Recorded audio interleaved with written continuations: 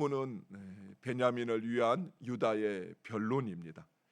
베냐민의 자루에서 은잔이 발견되자 요셉은 베냐민을 종으로 삼겠다라고 이야기합니다. 그리고 그 형들에게는 아버지에게로 올라가라고 합니다. 그러자 유다는 형제들을 대표해서 요셉에게 그간의 사정과 그리고 일의 결과에 대해서 설명을 합니다. 이런 유다의 변론은 창세기에서 가장 긴 연설이기도 합니다. 하지만 성경 가운데 가장 설득력 있고 그리고 가장 감동적인 연설이기도 합니다. 만약 유다가 오늘날 변호사라고 한다면 그 승률이, 재판에서의 승률이 거의 100%에 가까울 것입니다. 실제로 이 유다의 연설에 요셉은 그만 그 정을 억제할 수 없어 목 놓아 울었다라고 말씀하고 있습니다.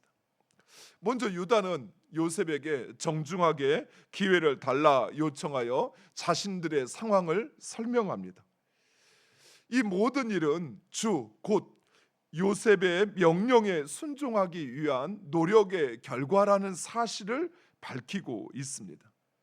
즉 자신들은 요셉을 예굽의 바로 왕과 같이 여겨 막내 동생을 데려오라는 그 명령에 순종하기 위해서 아버지를 설득하였고 그리고 그 동생을 데려왔다라고 설명합니다.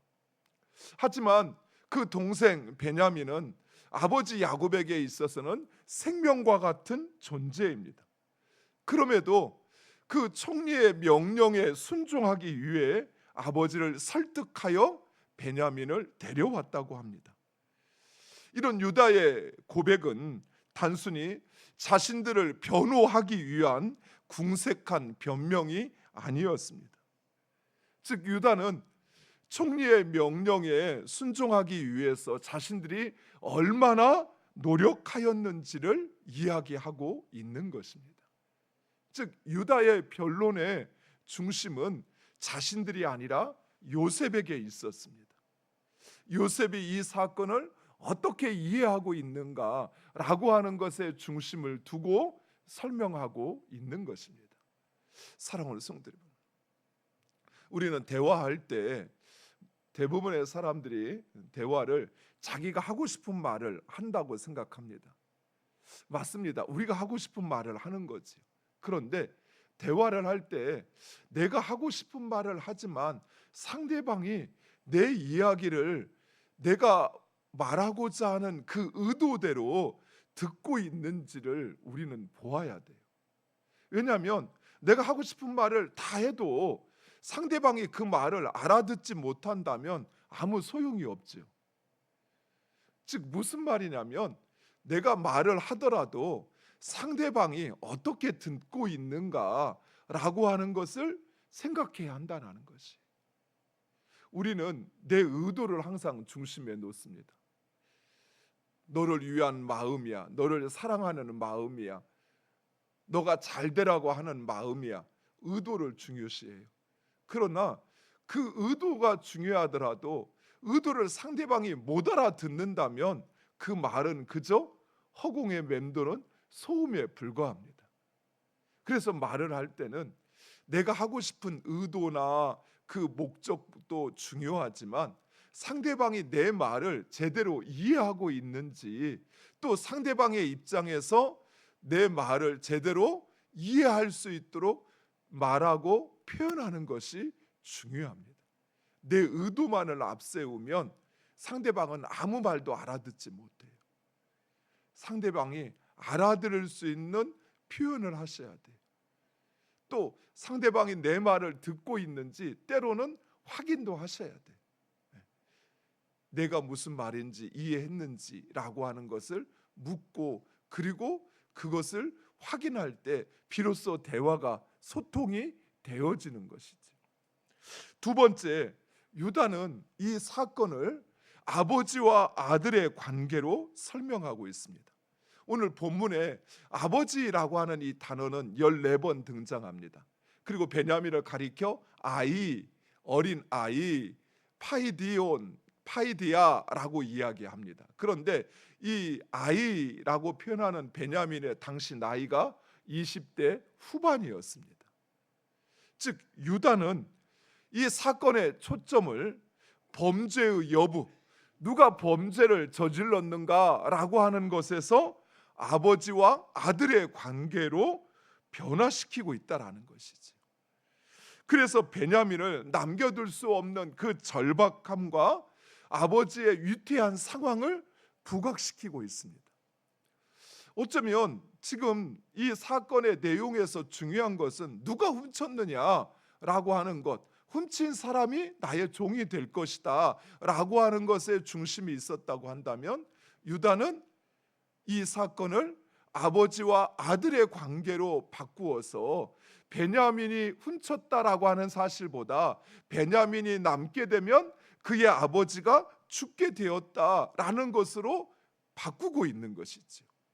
사건의 초점을 변화시키고 있는 것입니다. 실제로 유다는 아버지 야곱의 안위를 진심으로 걱정하였습니다. 유다는 베냐민을 보낼 수 없다고 고집하던 아버지가 결국 가족을 위해서 죽으면 죽으리라는 심정으로 베냐민을 보내었던 것을 강조합니다. 그래서 베냐민이 돌아가지 않으면 아버지는 살 의욕을 잃고 스스로 목숨을 끊을 수도 있다고 이야기합니다. 그리고 이것은 과장이 아니었습니다. 이런 유다의 이야기는 총리의 자비와 긍휼을 얻기 위한 지혜로운 변론이었습니다. 우리가 말씀을 쭉 연결해서 살펴보는데, 이전에도 유다는 아버지를 설득할 때에도 이런 유사한 화법을 사용했습니다.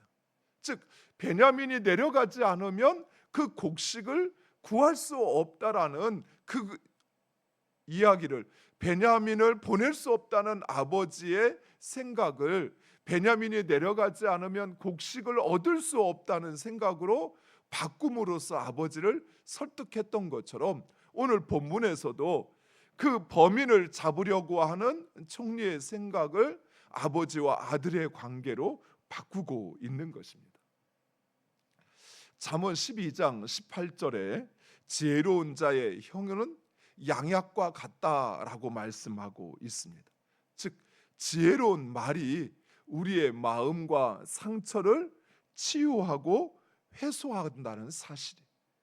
그래서 우리는 할 수만 있으면 지혜로운 말을 해야 합니다.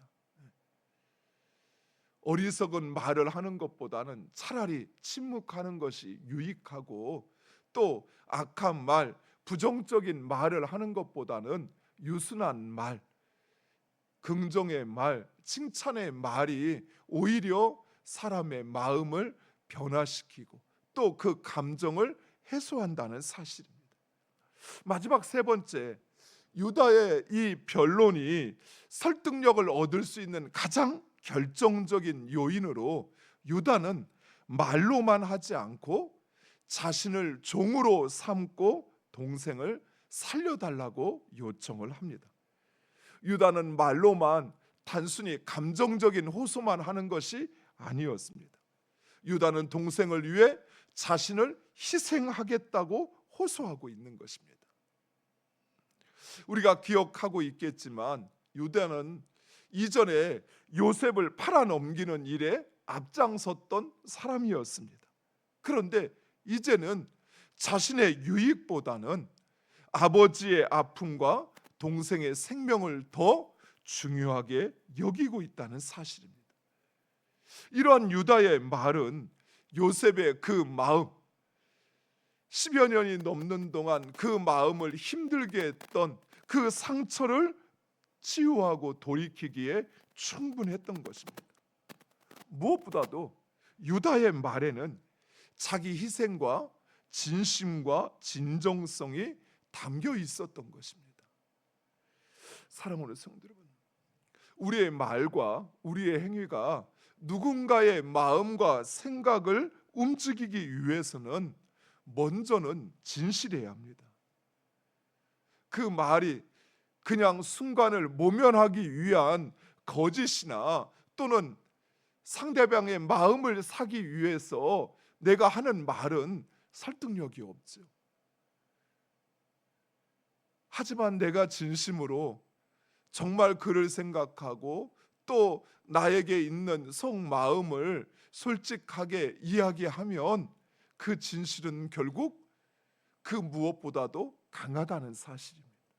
그리고 자기 희생의 진심이 담겨야 합니다. 내가 하는 말이 진실이 되기 위해서는 무엇보다도 나의 희생이 담보가 돼야 한다는 사실이에요. 우리가 사랑이 말로만 되어지지 않기 위해서, 또는 우리의 믿음이 말로만 되어지지 않기 위해서는 이처럼 자기 희생이 있어야 합니다. 내 것은 포기하지 않고 내 편안함은, 내 안정은 유지하면서, 그러면서 말로는 사랑한다고, 말로는 내가 산을 옮길 만한 믿음이 있다고 한들 그것은 결코 설득력도 또 사람의 마음을 변화시킬 수도 없다는 사실이에요. 하지만 내 희생을 담보한다면 내 말에 진심이 있다라는 사실입니다. 무엇보다도 우리 주님이 그러하셨습니다. 주님은 우리에게 하나님 나라의 질서를 가르치고 또 우리에게 사랑을 말씀하셨습니다. 그리고 주님은 본인이 자신을 희생하시어서 그 사랑을 우리에게 증명하셨을 뿐만 아니라 하나님 나라의 그 질서를 우리에게 친히 보여주셨습니다. 그래서 예수님의 그 말씀과 예수님의 삶은 우리의 구주이기도 하시지만 그러나 설득력이 있는 것이죠. 힘이 있는 것이죠. 사랑하는 성도 여러분, 우리 역시 마찬가지입니다. 우리의 말과 우리의 행동이 진정 진실이고 또 그것이 나의 희생을 누군가에게 먼저 요구를 하고 그의 희생을 요구하기보다 내가 먼저 희생하고 그리고 내가 먼저 섬기면 그 말과 행동은 사람의 마음을 바꾸고 변화시킨다는 사실입니다. 사랑하는 성도 여러분, 이처럼 참 지혜는 진실합니다. 그리고 참 지혜는 사람을 살립니다. 그리고 자기 희생을 통한 사랑으로 증명된다는 사실입니다. 우리가 가져야 할 지혜가 바로 이런 지혜입니다. 우리가 세상을 살면서 우리의 경험과 또는 우리가 배움을 통해서 가져야 할 지혜가 바로 이러한 지혜입니다. 요한복음 3장 17절은 하늘에서 위에서 내려온 지혜를 이야기하는데 우리 그 말씀을 한번 찾아보겠습니다. 신약 야고보서 3장 17절.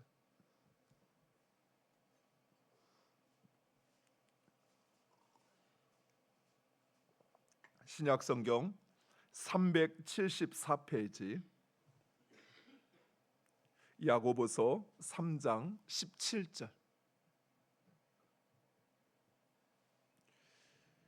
우리 찾았으면 한 목소리로 함께 읽겠습니다. 신약 성경 374페이지 야고보서 3장 17절. 우리 같이 읽겠습니다. 오직 위로부터 난 지혜는 첫째 성결하고 다음에 화평하고 관용하고 양순하며 긍휼과 선한 열매가 가득하고 편견과 거짓이 없나니. 아멘. 그렇습니다. 하나님으로부터 주어지는 지혜, 그것은 성결합니다. 그리고 이후에 표현되어지는 그 모든 단어들은 사람을 살리는 것에 중심이 있습니다. 우리가 읽지 않았지만 위에, 바로 우리가 읽은 말씀 위에 보면 세상의 지혜가 어떠한지를 우리에게 말씀하고 있습니다. 세상의 지혜는 시기와 다툼이 있습니다. 자랑합니다. 그리고 거짓이 있습니다. 혼란과 모든 악한 일을 초래할 뿐이다 라고 말씀하고 있습니다. 그렇습니다. 내가 깨달은 것, 그것이 하늘에서부터 하나님이 우리에게 주신 지혜인지 아니면 세상의 지혜인지를 구분하는 것이 바로 거기에 있습니다. 세상의 지혜는 시기와 미움에서부터 나오는 것입니다. 그리고 그것은 수단과 방법을 가리지 않고 결과만을 얻기에 그것은 거짓도 언제든지 필요하면 이용합니다. 하지만 하나님이 우리에게 주신 지혜, 즉 내 마음속에 있는 생각, 내가 지금 하려고 하는 그 일, 그것이 하나님이 원하시는 것이라면 그것은 진실합니다. 그리고 그것은 사람을 세우는 것에 있다라는 사실이에요. 사랑하는 성도 여러분, 하늘로부터 주어지는 지혜를 구하시기 바랍니다. 그리고 그 지혜로 충만해서 여러분이 무슨 말을 하든 무슨 행위를 하든 그 하나님의 지혜를 따라 행하시기를 간절히 축원드립니다. 기도하겠습니다.